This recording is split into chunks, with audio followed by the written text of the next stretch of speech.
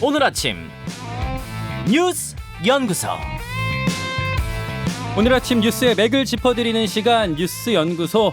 두 분 연구위원 TBS 조태임 기자, 뉴스톱 김준일 대표 나와 있습니다. 안녕하세요. 안녕하세요. 조태임 기자, 제주 지진 속보부터 전해드릴까요? 네, 섬 전체가 흔들렸습니다. 어제 오후 휴대전화로 다들 재난 문자 받으셨을 텐데요. 예. 어제 오후 5시 19분쯤 제주 해역에서 규모 4.9의 지진이 발생했습니다. 밤사이에도 규모 1.7의 여진 13건이 발생했는데요. 어제 발생한 지진은 국내에서 발생한 지진 중 11번째 규모고 올 들어 발생한 지진 중에서는 가장 강력한 지진입니다. 제주 해역에서는 또 역대 최대 규모의 지진이고요. 어제 지진은 대부분의 사람이 진동을 느끼고 또 심할 경우 그릇과 창문 등이 깨질 수 있는 정도였습니다. 어제 쾅 소리가 나고 건물이 흔들렸다는 목격담과 경험담들이 이어졌는데요. 제주도민들은 식당에서 밥을 먹다가 뛰쳐나가기도 했고 호텔 투숙객들도 대피하는 일이 있었습니다. 제주 외에도 전남, 목포나 여수, 해남 등에서도 아파트가 흔들린다는 신호가 잇따랐습니다. 제주에서는 뭐 롤러코스터 타는 느낌이었다, 이런 경험담도 좀 나오더라고요. 네, 그리고 이제 또 그래도 다행히 사람이 다치거나 건물이 파손됐거나 하는 신고는 예. 없었어요. 또 다행인 건 이제 해역에서 강진이 일어났지만 다행히 해일 피해도 없었습니다. 이번 지진은 이제 규모에 비해서 피해가 적다는 평가가 많은데요.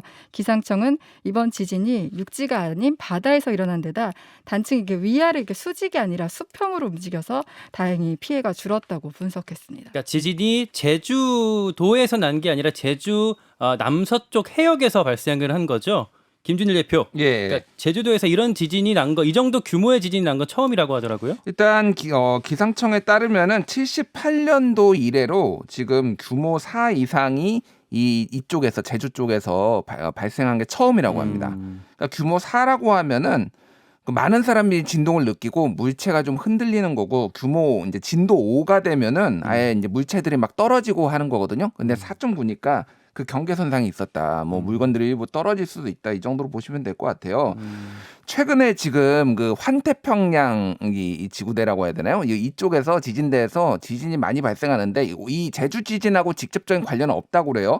어제는 인도네시아 플로레스 섬에서 7.3 진도의 그 지진이 났어요. 그래가지고 쓰나미 경보가 발령되기도 했습니다. 근데 직접적인 관련은 없는데 어쨌든 지금 전체적으로 좀 지진이 많이 발생하고 있다라는 거고, 지금 이제 이 지진이 여진이 계속 이어진다고 합니다. 이 여진이 앞으로 1년까지 더 나올 수도 있다, 이런 얘기도 나오더라고요. 그러니까 어제만 해도 규모 1.3에서 1.7 정도 여진이 10회 정도 발생을 했어요. 예. 근데 이제 우리는 잘 못 느끼죠, 이 정도면은.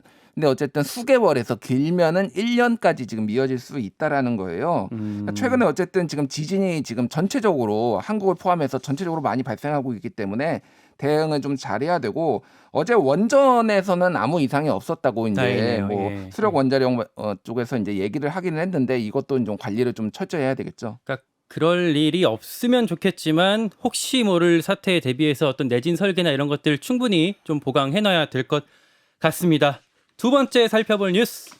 네, 운명의 수목. 운명의 수목, 무슨 얘기죠? 예, 코로나 얘기입니다. 네, 예. 코로나 확진자가 이제 주 초반 줄다가 수요일 되면 급증하는 패턴이 지금 반복되고 있잖아요. 그렇죠. 오늘도 7천 명대 후반 예상됩니다. 이거 역대 최다 확진 수치거든요. 7천 명대 후반까지 네, 얘기가 네. 나오고 있어요. 네. 예. 지금 확진자도 확진자인데 중증 환자 급증이 심각합니다. 어제 발표된 중증 환자는 906명으로 역대 최다예요. 하루 사망자도 94명, 거의 100명에 육박한 수준입니다. 이 추세라면 이제 이달 중 사망자와 위중증 환자가 각각 100명과 1000명을 넘을 수 있다, 이런 예상이 나옵니다. 그러니까 중증 환자들이 그 병상이 없어서 오갈 데가 없는 상황들이 계속 발생하고 있고, 이렇게 갈 곳 없는 중증 환자들이 계속 불어나고 있다는 거죠. 그렇죠. 그러니까 병상이 부족하다는 거는 입원에 대기하다가 치료를 못 받는 경우가 발생할 수 있다는 건데, 예. 실제 지난 5일에서 일주일 동안 보면은 17명의 환자가 병상을 기다리다가 숨진 것으로 나타났거든요. 숨진 환자만, 그러니까 병상을 기다리다가 숨진 환자만 17명. 네, 이렇다 예. 보니 이제 의료계에서는 당장 일상을 예전의 4단계 거리두기 수준으로 돌아가야 된다. 그리고 어제 더불어민주당 이재명 후보도 긴급 성명을 냈어요. 예. 총력 대응을 넘어서 특단의 대책을 실행해야 할 때다. 안타깝지만 일상 회복에 잠시 멈춤이 필요하다. 또 소상공인 자영업자에 대해 선보상 이상 선 지원을 시행해야 한다 이렇게 말했습니다. 지금 정부도 특단의 대책 발표를 예고하고 있어요.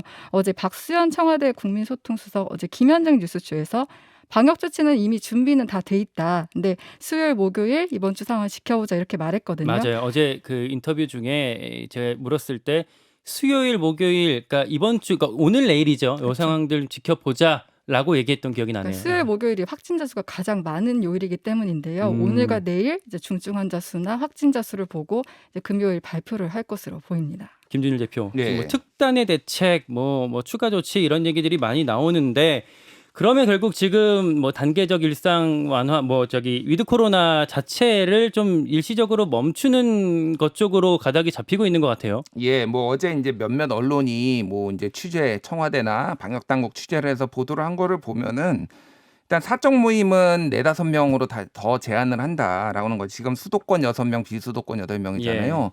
이거를 이제 4-5명이고 영업 시간 제한까지 좀 강하게 그게 뭐 예전처럼 그 4단계 해서 오후 6시가 될지 어떻게 될지는 아직은 정확하지 않습니다. 그런 것까지 이제 조금 또 도입을 하려고 하고 있고 수요일, 목요일 보자고 그랬잖아요. 예. 지금 수요일 말씀하셨듯이 지금 8,000명 거의 육박했거든요. 위중증 환자도 지금 900명대 중반이에요. 요거 딱 두면은 다음 주 초에 이제 1,000명 넘어갑니다. 위중증 환자 1,000명 그리고 8,000명에서 9,000명 되거든요. 그러니까 지금 더 이상 지켜볼 여력이 없다라는 게 맞는 것 같아요. 그리고 워낙 뭐 이제 그 일선 병원에서는 지금 아우성입니다. 거의 지금 뭐 무너지기 직전이다라는 거고. 다만 이제 청소년 방역 패스 같은 경우에는 원래 2월 초에 시행을 하기로 했는데 네. 워낙 지금 반발이 심하다 보니까 최소 2주에서 길게는 3개월까지 지금 연기를 검토를 하는 거를 지금 교육부하고 방역 당국이 지금 얘기가 나오고 있어요. 그 대상을 어떤 축소하는 것가 이게 논의가 되고 있었는데 그 시기도 미루는 게 좀 같이 논의가 되고 있군요. 예, 같이 논의가 되고 있고 사실 지금 하루에 그 초중고 학생이 788명씩 지금 확진되고 있거든요. 적은 규모가 아니에요. 예. 그럼에도 불구하고 워낙 반발이 강하니까 그래서 이를테면은 학원 같은 경우에도 선택적으로 할 수 있게 예를 들면은 방역 패스 도입을 하는 학원은 거리두기를 좀 느슨하게 하고 도입하지 않은 학원은 강력한 거리두기 하는 방침 뭐 이런 것까지 왜냐하면 학습권 침해 얘기가 계속 나오고 있으니까 그런 방안까지 두루두루 지금 살펴서 조만간 발표한다는 예정입니다. 조태임 기자, 그 방역 패스는 어제도 또 그 먹통이 이어졌다고요? 네, 어제 이제 오전에 브리핑 때까지만 해도 서버를 증선해놨기 때문에 문제가 없을 것이다 이렇게 얘기를 그랬죠. 했는데 예. 이제 한 11시 오전 11시 40분쯤부터 한 40분 정도 이제 네이버 앱을 통한 QR 체크인은 잘 되지 않았어요. 그 식사 시간이 되니까 그 앞에서 그 식당 앞에서 체크하는 사람들이 많아서 이제 뭐 서버가 또 먹통이 된 거 아닌가 싶은데. 그런데 이제 그 네이버 측에서는 그 연결이 잘 되지 않았다 이렇게 그러니까 그것도 이제 서버 가부화로 인해 연결이 되지 예. 않았다는데 쿠브 앱과는 상관없이 네이버 앱 자체의 문제였다고 하고요. 아, 그러니까 어제 이제 방역 패스가 계속 혼란이 걷다 보니 자영업자들은 불만이 폭주하고 있는데 그러니까 그 경험하셨을지 모르겠는데 방역 패스가 안 되면 자영업자들이 일일이 그 백신을 맞았는지 증명서를 보여달라고 하거나 이러잖아요. 예. 근데 이게 이렇게 엄격히 하는 이유가 과태료가 좀 과하기 때문이라는 지적이 나오거든요. 그러니까 손님 같은 경우는 과태료 어겼을 경우 10만 원 과태료지만 자영업자는 한 번 어길 경우 150만 원 그리고 또 영업정지 10일이거든요. 예. 그렇다 보니 자영업자들은 불만이 쏟아지고 있습니다. 이 문제는 그 의료 현장의 지금 마비 상태라고 까지 하더라고요. 요 얘기 같이 2부에 현장의 목소리를 들어보겠습니다. 마지막 주목한 뉴스는요. 예, 완전 허위 날조는 아니다. 완전 허위 날조는 아니다. 네. 예. 국민의힘 윤석열 후보의 부인 김건희 씨 허위 이력과 관련한 파장이 계속 이어지고 있죠. 예. 앞서 YTN은 김건희 씨의 수원여대 교수 지원 이력서에 기재한 경력들이 허위라고 보도를 했었죠. 윤 후보의 해명과 또 후속 보도들이 어제 이어졌습니다. 그러니까 어제 딱 그 이 논란이 나온 그 때마침 윤석열 후보가 관훈 토론에 나왔어요. 네, 예. 어제 딱 마침 공교롭게 막 관훈 클럽 토론회 일정이 있어서 아무래도 이제 김건희 씨의 허위 이력 의혹에 대한 질문이 집중될 수밖에 없었습니다. 윤 후보는 여기서 완전 허위 날조는 아니다 이렇게 대답을 했어요. 어제 상황이 지금 음성으로 준비되어 있죠. 같이 한번 들어보시겠습니다.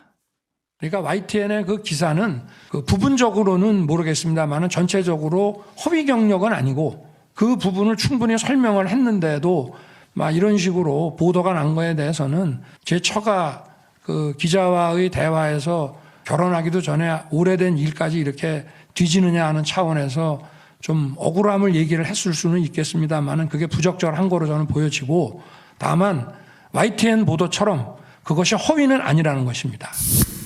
그게 학문적으로 만약에 표절이고 학문적으로 이 학위로 인정하기 곤란하다 그러면은 당연히 취소되고 그 취소 전에 반납을 해야 되겠죠.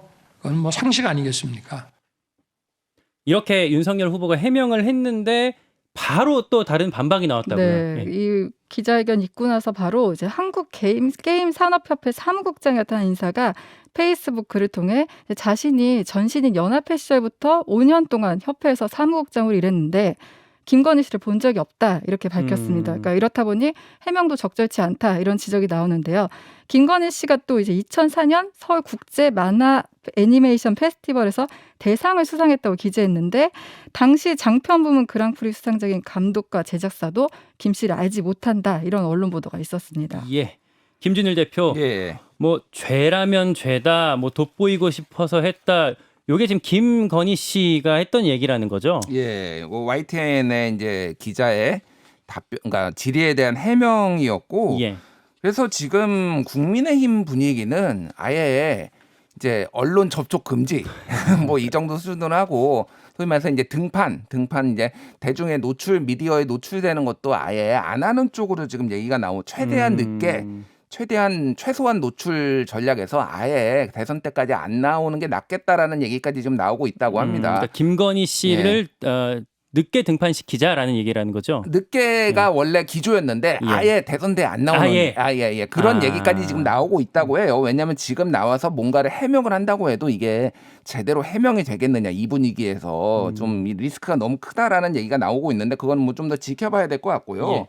사실 김건희 씨가 이제 이게 처음이 아니에요. 이게 많이 언론 보도가 안 나와서 그렇지 지금 5번의 이 학교 강사나 교원 지원을 할 때 5번이 있었는데 그 5번에 약간의 표기 오류 아니면은 약간 뭐 과장 뭐 이런 게 허위가 있었어요. 지금 2001년 한림성심대학교 강사, 2004년 서희대학교 강사, 2007년 수원여자대학교 겸임교수 이게 YTN이 어제 보도한 거고요. 예. 2013년 안양대학교 겸임교수, 2014년 국민대학교 겸임교수 이 5번이 모두가 다 이런 오류가 있습니다. 다 오류가 있어요. 다 오류가 있어요. 크고 작은 오류가 다 있어요. 예를 들면은 2014년에 국민대학교 겸임교수 같은 경우에는 서울대학교 경영학과 석사라고 했는데 예. 정확하게는 서울대 경영전문대학원 경영학과 경영전문석사예요. 이게 뭐냐면은 다른 거예요, 이게? 하나는 그러니까 진짜 공부만 하는 거고 예. 하나는 직장인들이 다니는 겁니다. 그러니까 약간 전문성에서 분명히 학문적 깊이나 전문성에서 다른데 이런 거를 이제 일부러 좀 이렇게 더 돋보이게 하기 위해서 전문성이 있는 것처럼 하기 위해서 오게 한 것 아니냐 이런 식의 게 굉장히 많아요. 이를테면은 서울시 교육청에서도 확인을 했는데 예. 서울 대도초등학교에서 근무했다라고 했는데 그게 사실이 아니다라는 건 이미 서울시 교육청에서 확인을 했거든요. 그런 식으로 과거에도 여러 번이 있었다라는 거예요. 전체적으로 좀 문제가 많다라고 이제 볼 수가 있는 거죠. 어제 이 보도 나오고 정치권에 또 파장이 어마어마했어요. 그렇죠. 뭐 이제 어제 김건희 씨는 뭐 조금 돋보이려고 했다라고 하고 뭐 이렇게까지 검증을 받아야 되느냐. 공인도 아니고 공무원도 아닌데 이렇게 얘기를 했고요. 그러니까 이준석 대표 같은 경우에는 결혼 이전에 있었던 일을 윤 후보에게 책임을 묻는 것은 과하다 그랬는데 지금 방금 말씀드렸던 2013년, 2014년은 결혼 이후입니다. 그러니까 그것도 이제 윤 후보가 그러니까 이준석 대표의 사실관계가 일단 틀렸고요. 잘 모르고 얘기한 거고. 그리고 뭐 여권에서는 강력하게 지금 공세를 펼치고 있죠. 뭐 우상호 의원 같은 경우에는 조국 표창장에 비교하면은 견줄 수 없는 중범죄다. 이게 더 큰 범죄다. 더 범죄다. 뭐 이렇게 하고 윤호중 원내대표도 조국 가족에게 칼을 들이댔던 분들이 하는 얘기인지 의아스럽다. 그래서 뭐 조국 장관이 계속 이제 소환이 되고 있고 홍준표 의원도 페이스북에다가 한 여성이 대선판을 흔들고 있다. 부인과 장모 비리 프레임에 갇히면 정권 교체가 참 힘들어질 거다. 이런 좀 우려의 모습을 나타냈습니다. 뭐 장혜영 의원 같은 경우에도 민주당의 내로남불 비판했는데 이 윤석열은 이 후보는 지금 뭐 이게 입장이 뭐냐 정확하게 밝혀라라고 공세를 이어가고 있어서 좀 당분간 파장이 이어질 것으로 보입니다. 그러니까 민주당의 내로남불을 비판했던 국민의힘 그 윤석열 후보 당신도 내로남불이다 뭐 이런 취지인가 보군요. 뭐 그렇죠. 왜냐하면 조국 수사를 하면서 공정성을 굉장히 강조하고 지금 공정성의 화신처럼 허위처럼 돼 있는데 본인의 뭐 가족 이런 거에 대해서 명쾌하게 해명이 안 되거나 오히려 감싸는 모습 이런 모습 뭐 전체 허위는 아니다 이렇게 얘기한 것이 적절하냐 이런 지적들이 나오는 거죠. 조태임 기자. 네, 저는 이제 그 아까 김준일 대표가 그 얘기 하셨잖아요. 국민의힘이 이제 등판 시점을 고민하고 있다는데 어제 좀 인상적인 보도가 하나 있었는데 더 팩트가 이제 김건희 씨 취재를 갔는데 예. 촬영 카메라가 다가가자 이제 옆에 있던 남성이 김건희 씨 목을 이렇게 고개를 숙이고 밀어붙이듯이 사무실로 밀어붙이는 장면이 나왔어요. 얼굴을 가리면서 눌렀던 거죠. 네, 그리고 예. 김건희 씨는 이제 코트로 얼굴을 가리고 이러다 보니 이제 사실 전면에 등장해야 되는 시기인데 이렇게 감추다 보니 이런 의혹이 더 부풀려지는 거 아닌가 네, 이런 지적이 나옵니다. 여기까지 조태임 기자, 김준일 대표였습니다. 고생하셨습니다. 감사합니다. 감사합니다.